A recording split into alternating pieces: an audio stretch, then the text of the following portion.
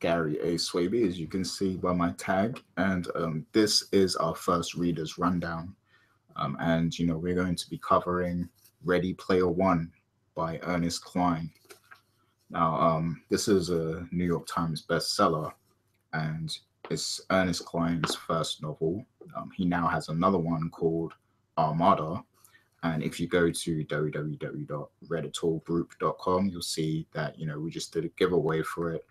And to get access to our giveaways, all you have to do is sign up on to the mailing list, and then every month we'll give away a new novel, and we cover a new novel. It's like the featured you know book for that month, and we write a lot of articles based on that book. And at the end of the month, we write kind of like a full feature of the book and what we thought and everything. And we try to include the community too. Everyone who's part of our readers group, you get to have your opinions. They'll be showcased on the article too. So definitely check that out. But yeah, back to Ready Player One. Now me, I'm a big gamer. And this book, it's got a ton of gaming references. So to get started on what the book is about, it's basically, it's set in like a virtual kind of world. It's set in the future, actually, in 2044. And what it is the world is, it's like a dystopian setting where the government's just messed up the whole world, and people are poor. There's not much to do. The food supply is very low, so people spend all their time inside this virtual world called the Oasis. And Oasis was created by this crazy scientist who's now deceased.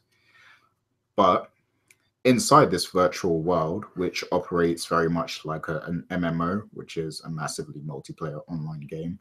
It's like an MMO slash, social world, but there's also gaming elements. You can go on quests and missions to level up your virtual character, if you will. But the creator that died of, the Oasis, he basically left behind what's called an Easter egg in the virtual world. And if anybody discovers it, they'll be filthy rich, and they'll gain full access to the Oasis system. So what's happening is, there's a lot of people who want to try and find the Easter egg. They've banded together to try and find it, in a lot of them in good spirit. But also there's an organization that's forming that want to stop everybody from finding it, and they want it for their own good, because they want to be the ones that run this Oasis system, because people spend their whole lives in this pretty much, because the real life is kind of messed up now. So they want to spend all their time in the Oasis, because it's fantasy is better than reality. So a lot of people are choosing to spend their time in Oasis, and the real world is just kind of falling by every minute, because people don't even want to spend their life in the real world. So this organization, they want to take control of the Oasis for their own good, for their own agenda, basically, because whoever does that, they're pretty much rich in the real world and in the Oasis. So yeah, so you have this organization who want to take control, and they try to stop everybody else from finding the Easter egg. Now, Wade Watts, he has a best friend called H, who he's never met. And, later on he discovers he actually meets this character. And it's a pretty big deal when he meets the character, but you have to read to find out why. He also meets this Canadian blogger that goes by the name Artemis.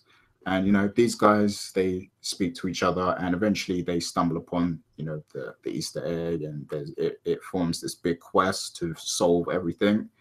And it's a pretty good book. And what makes it really appealing for gamers such as myself is that there's a ton of references to games. I mean, the Oasis is basically a giant MMO in itself.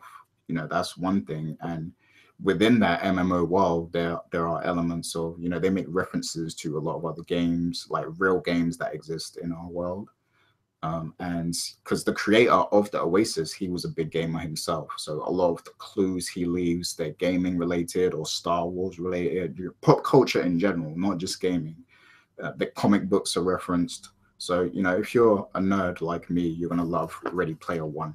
So, this comes highly recommended by us at Reddit and by me personally as well. I read this earlier in the year when I was not so well. I was sick at the time, and it was really uplifting for me. I really enjoyed the read. I actually got this from Loot Crate, so shout outs to Loot Crate, because this came in one of their boxes that got sent to me. But yeah, and this is the reason why I decided to read Armada. So definitely check out this book by Ernest Cline, and check out Armada too, because that's our featured book for this month. So look out for more readers rundowns from myself and everybody at Reddit. And at the end of the month, start of October, we'll also do one of these for Armada as well. So look out for more content in the future. And thank you for subscribing. I'm Gary Swaby. See you later.